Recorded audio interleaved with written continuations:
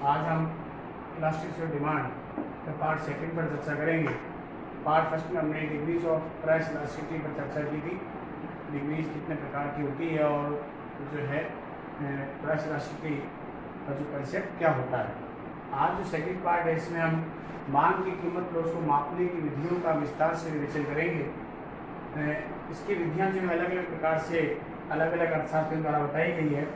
सबसे पहला जो इसमें मेथड होता है वो परसेंटेज मेथड होता है। ये जो विधि है मांग की कीमत लॉस को मापने की सबसे सरल विधि मानी जाती है और इस विधि का जो प्रतिपादन है वो प्रोफेसर फ्लक्स के द्वारा किया गया, इसलिए इस मेथड को फ्लक्स परसेंटेज मेथड के नाम से भी जाना जाता है। इस विधि के आधार पर यदि आपको कीमत लॉस की गणना करनी है तो इसमें क्या करना होगा कि मांग में प्रतिशत परिवर्तन में कीमत में प्रतिशत परिवर्तन का भाग देना होगा और जो अनुपात हमारा आएगा उससे हमें ये जज करना है कि मांग की कीमत लोच अधिक लोचदार है या लोचदार है अथवा बेलोचदार है, यानी ग्रेटर देन 1 है, इक्वल टू 1 है या लेस देन 1 है। अगर ये मान 1 से ज़्यादा आता है तो ग्रेटर देन 1 होगा, यानी मोर इलास्टिक होगा। अगर ये मान 1 के बराबर आता है तो ये इक्वल टू 1 होगा, यानी लोचदार मांग होगी।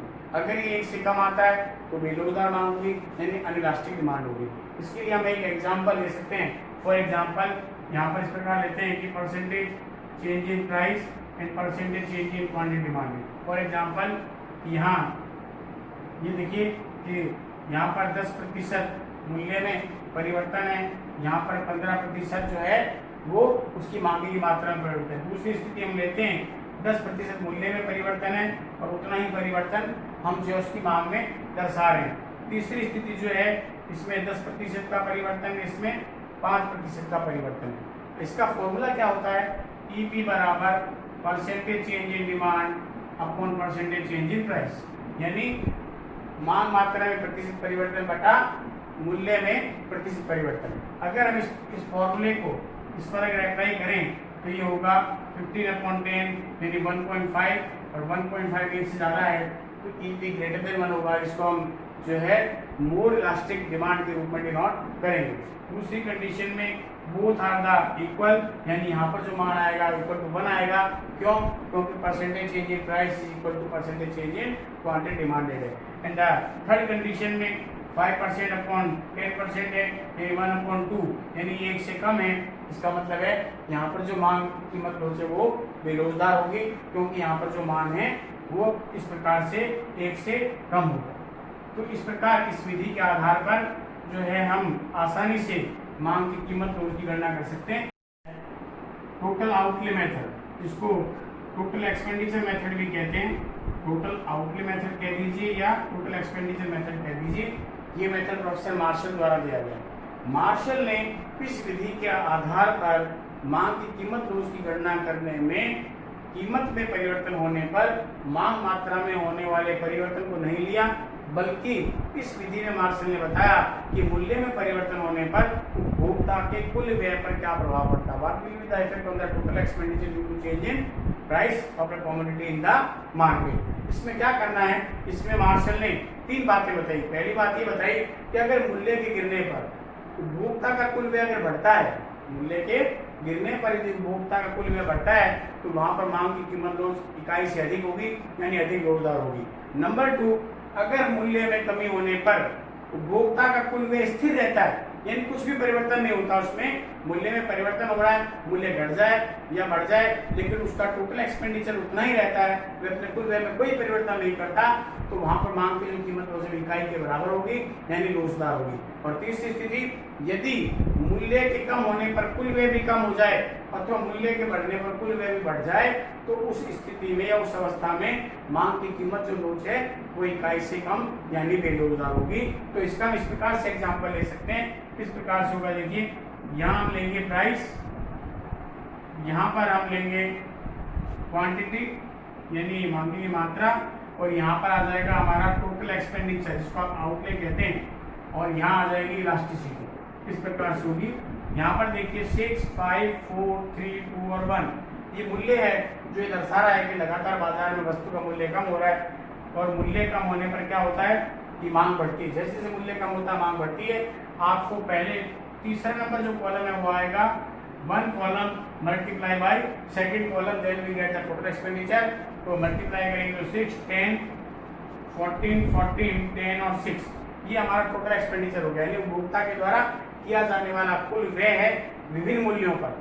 और मैंने पहली जो बात बताई थी, जो कि मार्शल ने कही है, कि मूल्य के गिरने पर यदि उपभोक्ता का कुल व्यय बढ़ता है तो यहाँ पर इलास्टिसिटी ईपी ग्रेटर देन 1 होगी। दूसरी अवस्था, अगर मूल्य घटने पर अथवा बढ़ने पर, आप देखिए 4 रुपए प्रति इकाई से 3 रुपये हो जाए या 3 से 4 हो जाए, उसके बाद भी मूल्य टोटल एक्सपेंडिचर में कोई परिवर्तन नहीं हो रहा है। 4 रुपये मूल्य होने पर भी उपभोक्ता का टोटल एक्सपेंडिचर 12 है, 3 रुपये होने पर भी टोटल एक्सपेंडिचर 12, तो बिटवीन द 12 यहाँ पर ईपी इक्वल टू 1 होगा। तीसरी स्थिति मैंने बताई थी, मूल्य के गिरने पर कुल व्यय भी गिर जाए, जैसे कि आप देख रहे हैं 12.6 गिर रहा है, अथवा मूल्य 1 से बढ़कर 3 हो जाए, तो उपभोक्ता कुल व्यय भी बढ़ जाए, तो वहां पर इलास्टिसिटी जो होगी वो क्या होगी, ईपी लेस देन 1 होगी, ईपी लेस देन 1 होगी। इस प्रकार के 3 अवस्थाओं को या 3 स्थितियों को जो है हम इस प्रकार से इसको दर्शा सकते हैं। तीसरा जो हमारा मेथड आता है, वो हमारा तीसरा मेथड है, तीसरा जो method point method. Point method बहुत इंपॉर्टेंट मेथड है प्राइस इलास्टिसिटी को जज करने का। इस मेथड का प्रयोग उस अवस्था में किया जाता है जब उपभोक्ता को किसी मांग वक्र के एक निश्चित बिंदु पर यदि मांग की कीमत रोज ज्ञात करनी हो तो बिंदु विधि का प्रयोग किया जाता है। This method is also known as the geometric method, इसको कहा जाता है। क्यों कहा जाता है? क्योंकि इसके अंदर एक इस प्रकार के जो है फॉर्मूले का प्रयोग करते हैं और एक मांग वक्र के अलग अलग बिंदु पर हम प्राइस इलास्टिसिटी को जज करते हैं। और इस प्रकार से होगा। ये मेथड जो दिया गया वो प्रोफेसर गोल्डिंग के द्वारा दिया गया था और ये मेथड है जो पॉइंट मेथड का जो प्रयोग है, जैसा कि मैंने अभी आपको बताया कि इस विधि का प्रयोग तब किया जाता है जब मांग वक्र के किसी निश्चित बिंदु पर कीमत रोज ज्ञात करनी है। इस विधि के आधार पर अगर मांग की कीमत रोज ज्ञात करनी है तो इसका फॉर्मूला क्या होता है, lower segment of the demand curve, lower segment of the demand curve यानी मांग वक्र के नीचे का भाग बटा upper segment of the demand curve, यानी मांग वक्र के नीचे का भाग बटा मांग वक्र के ऊपर का भाग। इस प्रकार से करेंगे। इसको अगर हमें एक्सप्लेन करना तो कैसे करेंगे? फॉर एग्जांपल हम इसके अंदर एक काल्पनिक मांग वक्र ले सकते हैं। ये हमारा एक मांग वक्र है जिसको हमने डी से डिनोट किया है। यहाँ पर हमारा प्राइस और यहाँ पर क्वांटिटी डिमांडेड, ये हमारा मांग वक्र है।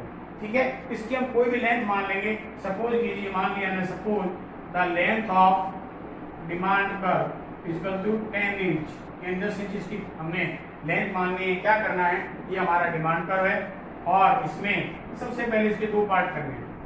We divided two part, equal 2 part करेंगे, इधर lower part and the upper part. जो अपर पार्ट है उसके फिर 2 इक्वल पार्ट करने और जो लोअर पार्ट है इसके फिर 2 आपको इक्वल पार्ट करने। Then we get the 5 point 1 2 3 4 and 5। इसका हम कोई भी नाम दे सकते हैं। जैसे मान लो मैंने P1 दे दिया, ये P2 दे दिया, P3 दे दिया, P4 दे दिया और P5 दे दिया। और इस डिमांड कर्व का नाम मैंने मान लो RS दे दिया। मान लीजिए RS मैंने इसका नाम दे दिया। अब अगर अलग अलग बिंदु पर मुझे इलास्टिसिटी ज्ञात करनी है तो ऊपर वाला जो फॉर्मूला है उसको लेकर के कर सकते हैं। मैंने फॉर्मूला क्या बताया, अगर आपको P1 पर डिमांड ज्ञात करनी है तो उसका फॉर्मूला क्या होगा, P1 का जो है lower segment of the demand curve यानी P1S, नीचे का भाग हो गया P1S और ऊपर का भाग होगा P1R।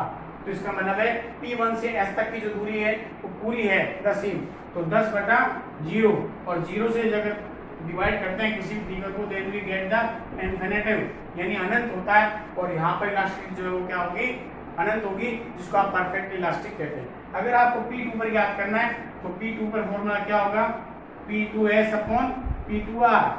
P2S की दूरी कितनी होगी, क्योंकि हमने एक एक सेगमेंट जो लिया है वो 2.5 का है, क्योंकि हमने इसको 4 भागों में बराबर बांटा है और टोटल दूरी हमारी 10 इंच है। तो यहाँ से P2 से लेकर के S तक की जो दूरी होगी वो 7.5 होगी एंड द अपर पार्ट होगा 2.5। देन वी गेट द 3 और यहाँ पर हमारा इलास्टिसिटी जो होगी वो EP ग्रेटर देन 1 होगी, EP ग्रेटर देन 1 होगी। अगर हमें P3 पर ज्ञात करना है तो P3 पर होगा P3S अपॉन P3R और ये होगा 5/5, क्योंकि P3 से 2.5 प्लस 2.5 एंड द जो है लोअर पार्ट और द अपर पार्ट में 2.5 plus 2.5 5 divided by 5, then we get 1 और यहाँ पर हमारा EP इक्वल टू 1 होगा। अगर हमें इसी प्रकार इस पर याद करना है तो वही फॉर्मूला लगाते हुए करेंगे, तो ये हो जाएगा P4S अपॉन P4R, यानी 2.5 डिवाइड बाई 7.5, तो ये आ जाएगा 1/3, और 1/3 EP लेस देन 1 होता है, यानी 1 से कम होता है। इस प्रकार से जो है इसको कर सकते हैं। तो इस विधि के आधार पर हम किसी भी मांग वक्र के विभिन्न बिंदुओं पर मांग की कीमत को इस प्रकार से ज्ञात कर सकते हैं। नंबर 4 जो हमारा मेथड है, वो हमारा जो मेथड है वो बहुत ही इंपॉर्टेंट जो है मेथड है, इसको आर्क मेथड कहते हैं, यानी चाप विधि भी बोलते हैं। जिस प्रकार से पॉइंट मेथड में मांग वक्र के किसी निश्चित बिंदु पर मांग की कीमत को ज्ञात करने के लिए प्रयोग किया जाता है, उसी प्रकार से चाप विधि का प्रयोग जो है दो बिंदुओं के मध्य अगर मांग की कीमत रोज ज्ञात करनी हो तो चाप विधि का प्रयोग किया जाता है। और सबसे मुख्य बात यह है, इस विधि का प्रयोग तब किया जाता है जब किसी वस्तु के मूल्यों अथवा उसकी मांगीय मात्रा अथवा दोनों में परिवर्तन छोटे आकार के न होकर बड़े आकार के। आपको मैंने बताया था, मार्शल ने एक यूनिवर्सल फॉर्मूला दिया है, delta Q upon delta P multiply by P upon Q, और उस फॉर्मूले को हम तब यूज करते हैं जब हम ये देखते हैं कि मांगीय मात्रा और मूल्य में परिवर्तन बड़े आकार के न होकर छोटे आकार के हो। लेकिन अगर आप ये देखें कि परिवर्तन छोटे आकार के न होकर बड़े आकार के हैं, तो आप मांग की जो कीमत लोज है वो बिंदु पर ज्ञात नहीं कर सकते किसी निश्चित बिंदु पर, बल्कि दो बिंदुओं के मध्य ज्ञात करते हैं, और दो बिंदुओं के मध्य जो चाप बनता है, इसलिए इसको चाप विधि या आर्क मेथड के नाम से जाना जाता है। और इसका जो फॉर्मूला होता है वो क्या होता है, EP बराबर Q minus Q1 Q plus Q1 गुणा P plus P1 upon P minus P1। यहाँ Q का मतलब होता है कि जो है ओल्ड डिमांड, जो ओल्ड डिमांड, Q1 का मतलब होता है न्यू डिमांड, P का मतलब ओल्ड प्राइस और P1 का मतलब होता है न्यू प्राइस। इसके आधार पर जो है आप चाप विधि के आधार पर जो इसकी गणना कर सकते हैं। फॉर एग्जांपल, अगर मान लीजिए यहाँ मैंने प्राइस दिया 10 और 15 और यहाँ पर मैंने क्वांटिटी डिमांडेड लिया 100 और 70 या 60 ले लिया, मान लीजिए मूल्य बढ़ने पर मांग क्या हो रही, घट रही है, और यहाँ पर ये हो जाएगा P, ये हो जाएगा P1, ये हो जाएगा Q और ये Q1। और जब इस फिगर को हम इसमें अप्लाई करेंगे तो यहाँ मान आएगा, या तो 1 से ज़्यादा आ सकता है, 1 के बराबर आ सकता है, अथवा 1 से कम आ सकता है। इस प्रकार से अगर 1 से ज़्यादा मान आता है तो इसका तात्पर्य ये है कि वह मांग की जो लोच है वो इकाई से अधिक है, यानी मोर इलास्टिक है, अधिक लोचदार है। अगर इक्वल टू 1 आता है मान, तो इसका मतलब है लोचदार है, यानी मांग जो यूनिटरी है, इकाई के बराबर है, यानी उसका तात्पर्य है कि मूल्य में किए गए परिवर्तन और मांग मात्रा में होने वाले परिवर्तन एक समान है। और तीसरे अगर लेस देन 1 आता है तो उसका मतलब मूल्य में परिवर्तन की तुलना में मांग मात्रा में होने वाले परिवर्तन जो है वो कम है। तो इस प्रकार से 4 अलग अलग विधियां हैं। किस विधि का प्रयोग कब करना है ये क्वेश्चन पर निर्भर करेगा, ये ऑब्जेक्ट पर निर्भर करेगा कि जो है आपको किस विधि का प्रयोग करते हुए मांग की कीमत लोच की जो है वो गणना करनी है।